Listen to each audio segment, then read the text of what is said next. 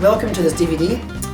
This DVD will be most useful because it contains hints and tips from many students from all over the world, from the USA, from Scotland, from England, from Wales, France and Spain.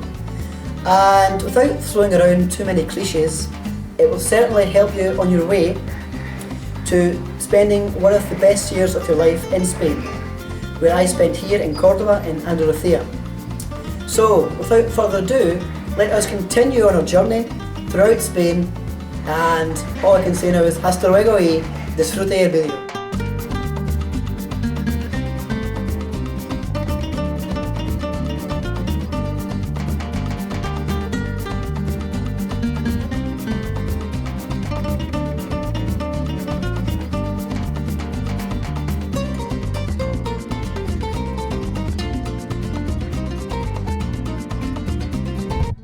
As with any trip, you need to be well prepared. Preparation is the key towards a successful year. I advise them to come about the 15th of September, so they have time to find a good flat, because otherwise they'd be they were saying that they weren't very lucky to find a good flat. If you come at the end of the month, probably the best flats would be already taken by other students coming to go to study. Okay, my advice would be to get here a little bit early. I started classes at the beginning of September, and I actually arrived here just a few days before. So I arrived a little bit late and had some problems finding my flat. So my advice would be to get here maybe a couple weeks early, 2 or 3 actually, and find a good place to live. Well, before coming to Spain, there are a number of things that you can do. You can join some Facebook groups, and you can meet people before you come to Spain, which is always a good idea. I think you need to be prepared. You need to bring endless copies of your passport. You have to bring all the sheets from the British Council and sheets to sign. I say research it first. Join all the Facebook groups that they have and meet people before you go. Definitely take on board all the email addresses that the British Council send you, because that's how I met my flatmate and most of my friends do that. So you should research it before you go so you know what to expect. Get in contact with your school as soon as possible. A disadvantage I had probably was that the school was finished by the time I received word. So I found it quite hard to get in contact with the school. So I was like, I can't contact the school, what am I going to do? They said the sheet, okay, you have to contact your teacher, and I was like, I can't do it. But eventually, after trying a few days, I got in contact with the secretary, who was speaking as Spanish as I did. I was like, oh my god, the Spanish is quite hard, I don't know what she's saying to me. So I took my time. After several attempts, I managed to get across my details, which I gave to my coordinator, who was called Ima, and she was very good in that way. She sent me emails, made me feel secure about what was going to happen. If this is your first time living away from home alone, definitely come out with someone, whether it be a friend, your parents, a guardian of some sort. Ideally, even someone who knows the area.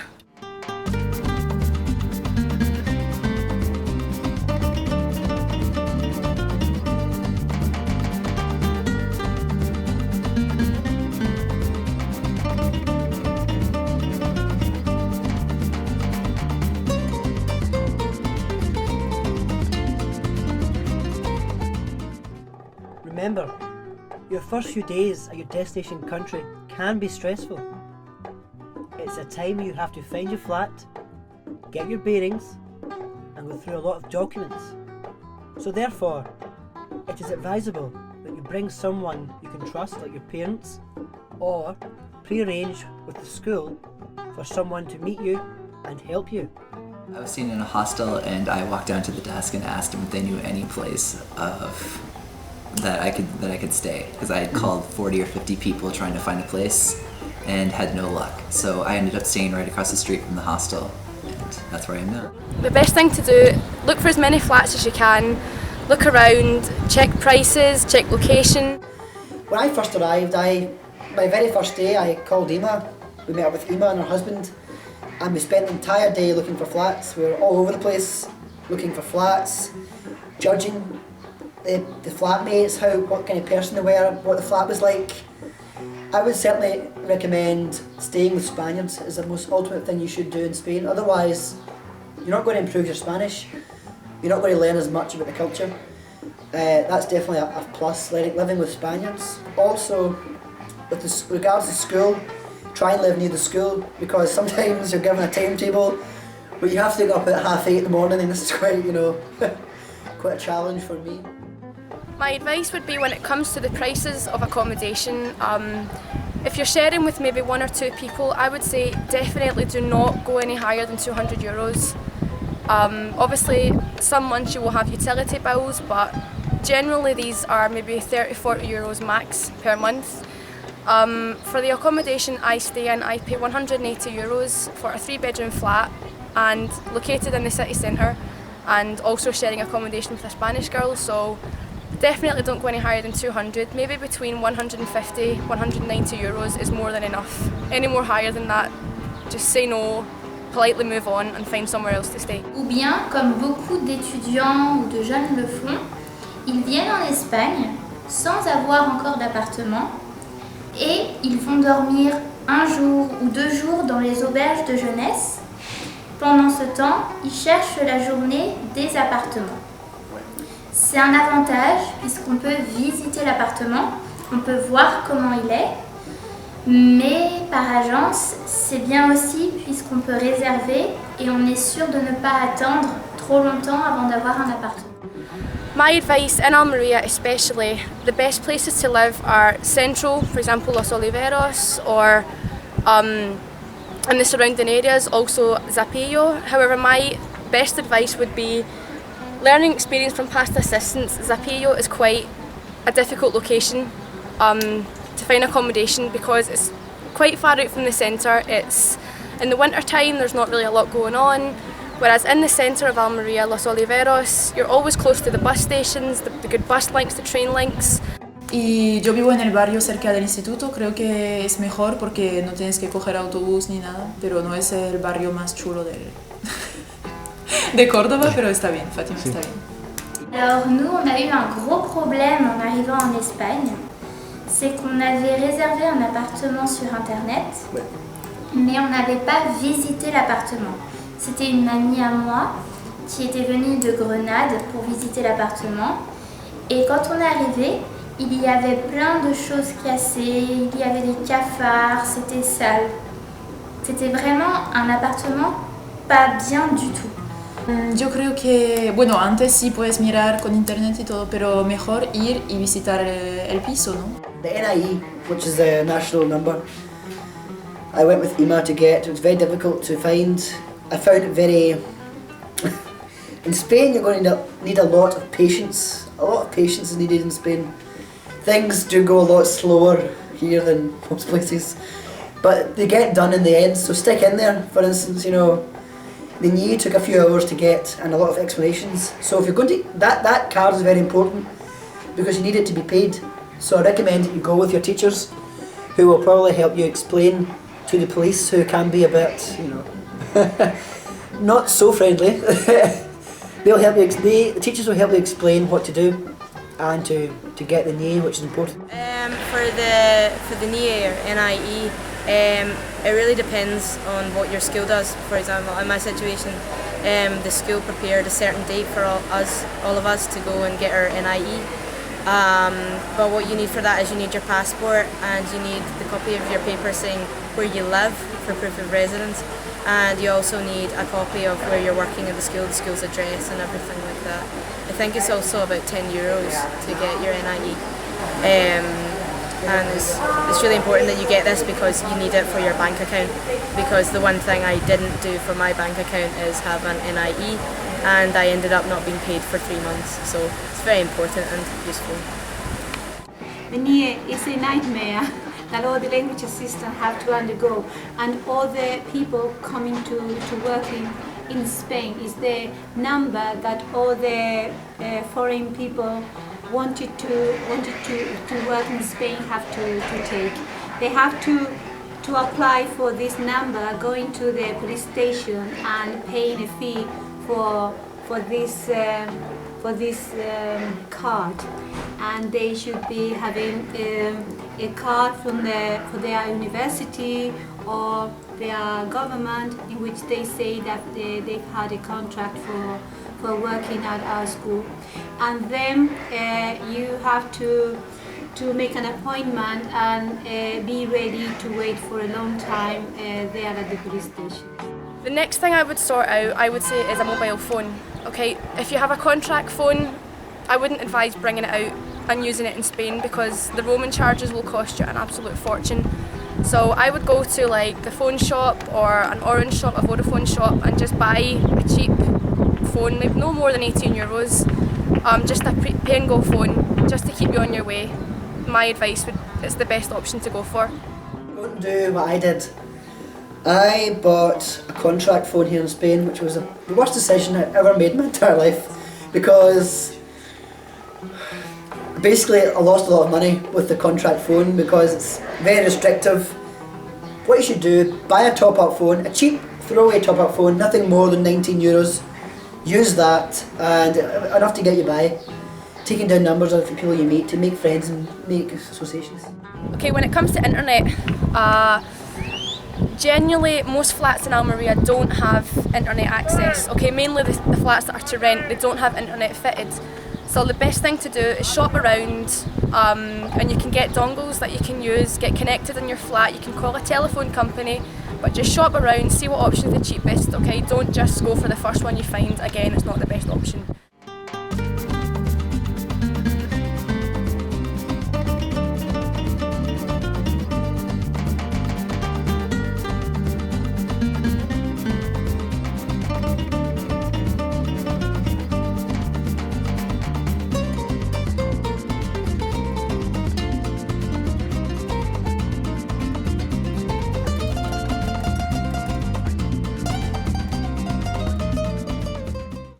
Don't demand too much of yourself in the first month.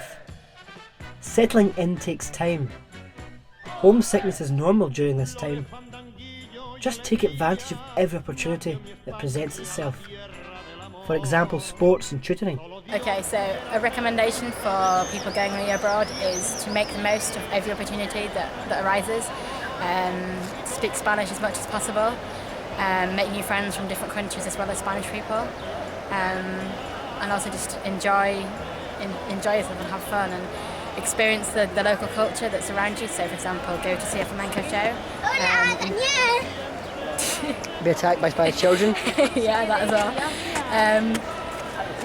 Enjoy the patios and the different festivals that are in Cordoba, and just make the most of everything that arises in Spain. Try to put yourself in a different situation, try to challenge yourself. I have a lot of friends that have basically latched on to American friends, or being American, they've latched on to American friends and they're experiencing nothing different. They're simply just living an American lifestyle in a different country. Take every opportunity to make new friends. Do something different. Eat the typical food and live that life. You know, don't stick with your foreign tongue. Challenge yourself. I try to make myself look stupid every day, and I do a pretty good job of it. Extent. Well, generally the lifestyle in Spain is pretty chilled. So especially in Almeria, it's a perfect location because you have the beaches, you know, everything is there. Everything within Almeria is within walking distance for you, so you have the beaches. I also joined the Rafael Florido gym, which is located on the Avenida Mediterráneo. For the membership, it's €32 a month, and it has everything. It has swimming pools, tennis courts, fitness suites, the lot. Also at the high school, I teach fourth year students a weekly Zumba class. I became qualified in March, and it's relatively unknown in Spain, so it has taken quite a positive effect over here. Okay, so when you're here, you have to make the most of your time here in Spain. It's going to be normal, you're going to get homesick, but the most important thing you can do is stay out here for as long as possible, make friends with everyone, go travelling every weekend, and speak the most amount of Spanish you can. I think they said that the first 2 months would be the hardest, but after you come back at Christmas time, I don't know, it flies by. So you're gonna really enjoy it, but it's going to be quite difficult for the first couple of months. Yeah, just things like going to the gym, walking the Paseo Maritimo, doing the Zumba classes, spending numerous hours in tapas bars, things like that. Also, one more important advice is the bank account. I would certainly recommend that you have a sort of joint bank account with maybe your parents or someone in the country. I have a joint Halifax account which can be used in Britain and in Spain. This is good for the times of crisis, when there's money crises like I have several times over the year, where the Spanish ministry tend to be a bit delayed with their payments.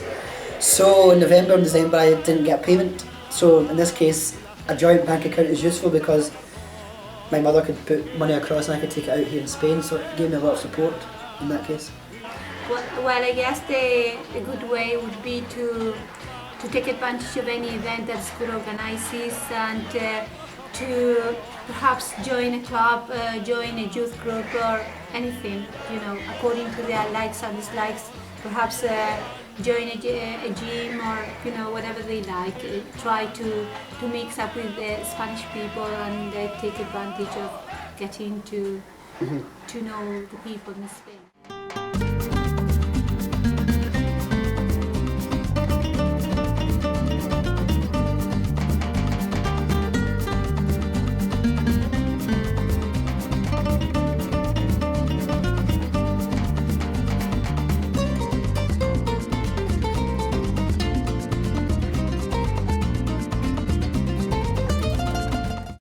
The raison d'etre for your year abroad is your role as an assistant.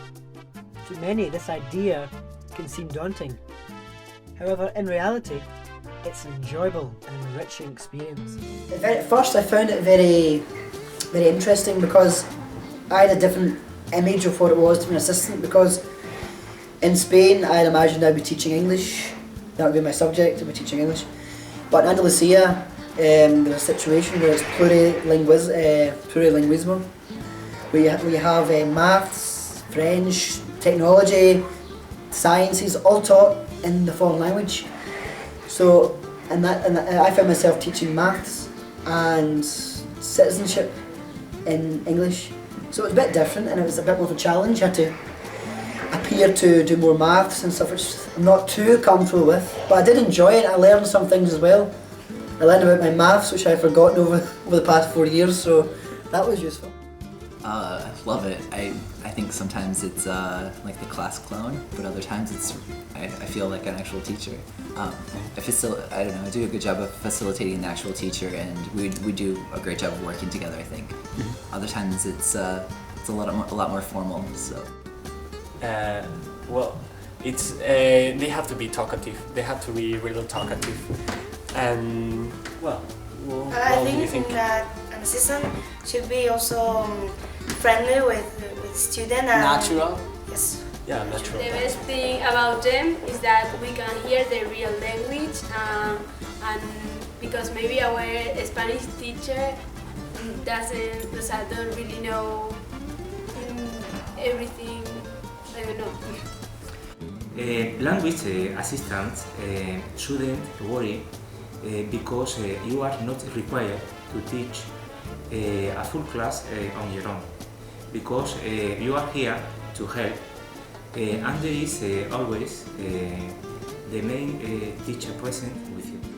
Entonces normalmente solemos empezar a las 9:30 normalmente, y pues llegamos aquí, tenemos clase hasta las 11:30 y luego vamos a desayunar en un bar genial que aconsejo, que se llama La Alquería, con, ¿cómo se llama? Antonio, sí. Que tiene un pan genial, muy bueno, con un aceite. Normalmente al principio te piden si, al menos a nosotras dos, a Coralie y yo, me han preguntado si preferíamos tener el viernes o el lunes libre. Yo prefería el viernes porque es final de semana, y entonces solo trabajamos 4 días. Sí, 4 días a la semana. It depends of the subject we are studying, but normally when an assistant is in the class, we study specific vocabulary and some expression about our subject. For example, in math, now we know lots of terms, lots of concepts that we didn't know before.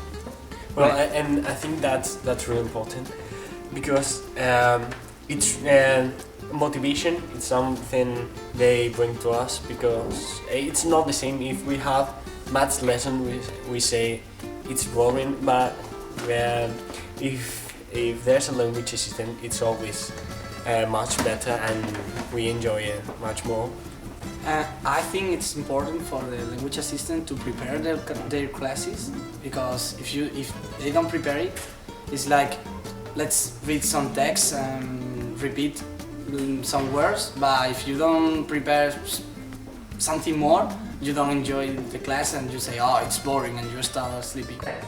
Okay. When the scalar product of two vectors is positive, negative or zero depends on the angle between them. Does anyone want to read? We check the scalar product of two vectors is positive, negative or zero, depend of the angle between them. On the angle between them. Muy bien, Consuelo. Muy bien, perfecto. La persona que venga a dar clase lo que tiene que intentar es, bueno, pues saber un poco ser didáctico con el grupo, saber controlarlo un poquito, que el comportamiento de los alumnos ya sabemos que a veces es difícil, y sobre todo es saber enseñar, ¿no? Porque yo a veces he tenido asistentes de conversación que cuando les dice ayúdame a explicar este ejercicio, pues hablan muy bajito o hablan hacia la pizarra o no saben explicarle a los alumnos la actividad. Entonces, bueno, eso sí es una cosa que tienen que mejorar, que no se la podemos pedir porque no sois profesores, pero bueno, que les puede venir incluso bien si en el futuro alguien se quiere dedicar a la enseñanza. Yeah, the school's good. I do enjoy the school. The teachers are fantastic, very friendly. In Spain, you'll find people very, very friendly, very open, very welcoming. And that's what I found in Spain, so I wouldn't be nervous about it. And of course, the schools have a history of having assistants coming in and out, so they're well used to seeing a foreign face here and there, so don't feel too embarrassed, so to speak. Just be open and ready to be an ambassador for your country, you know. When you are coming to a plurilingual school or a bilingual school, you are coming with the idea of helping teachers, not teaching the foreign language, but teaching other subjects, non-linguistic subjects like maths or technology or physics or ethics at our school. So you should be ready to teach anything but the foreign language. That is quite a challenge for some of the language assistants coming, but anyway, I think they learn a lot, and it's a very good help for the teachers of non-linguistic subjects which really need a helping hand in preparing their lessons and, you know, helping in the lesson with their subjects in other language different from their own, because they are not specialists in foreign languages.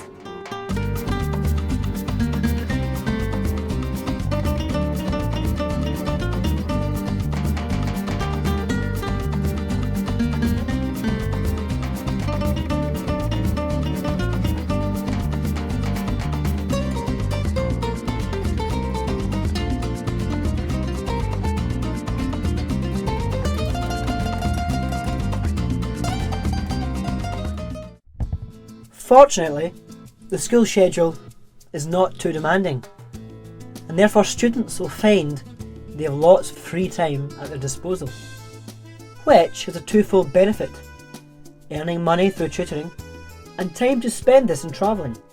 So with the British Council, we work 12 hours a week, and we can timetable to have Fridays off. And with these Fridays, I've been able to go travelling.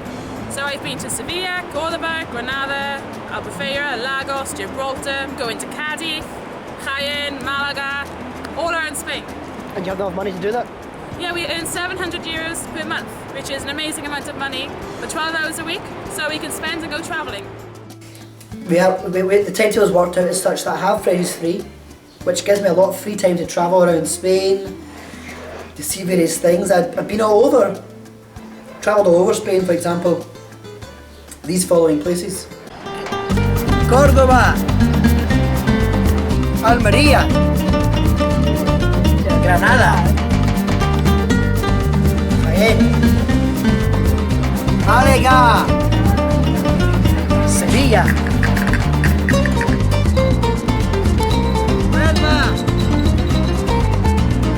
Cádiz. Also, I do tutoring as well. Now, many people haven't spoken about tutoring. Regarding tutoring, it's very easy to find a tutor. Through the school, through friends, people will be very interested. There's a real demand for English, for native speakers.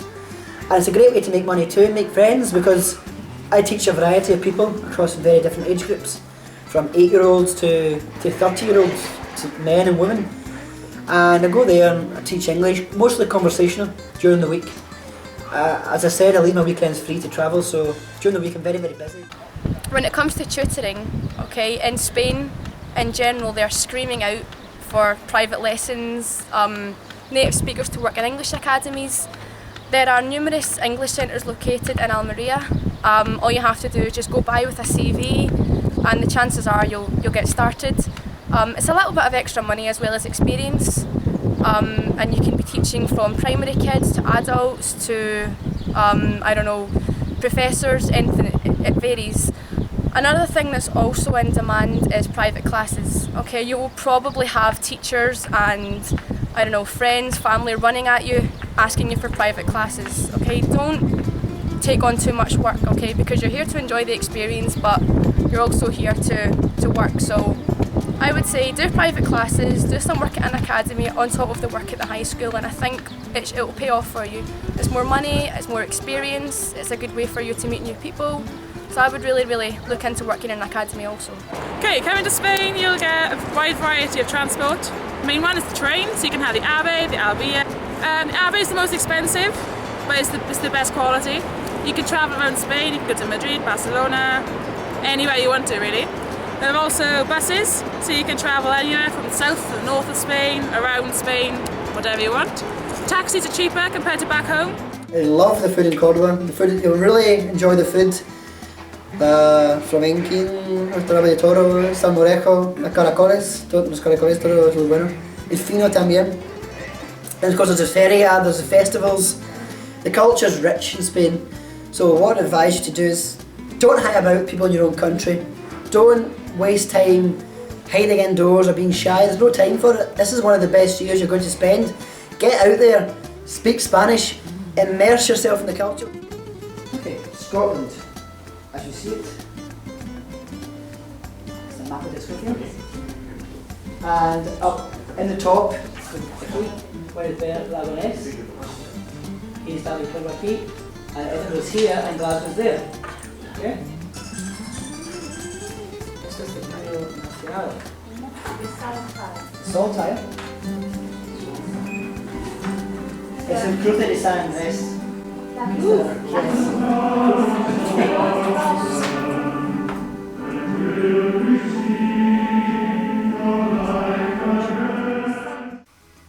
As an assistant, there's also a tremendous opportunity to be an ambassador for your own country and teach others about the way that we live here in the UK.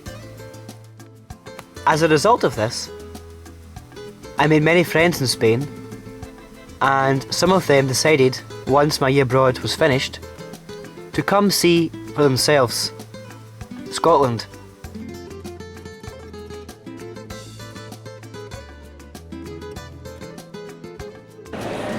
These are my two friends from Cordoba, Pablo and Natalia.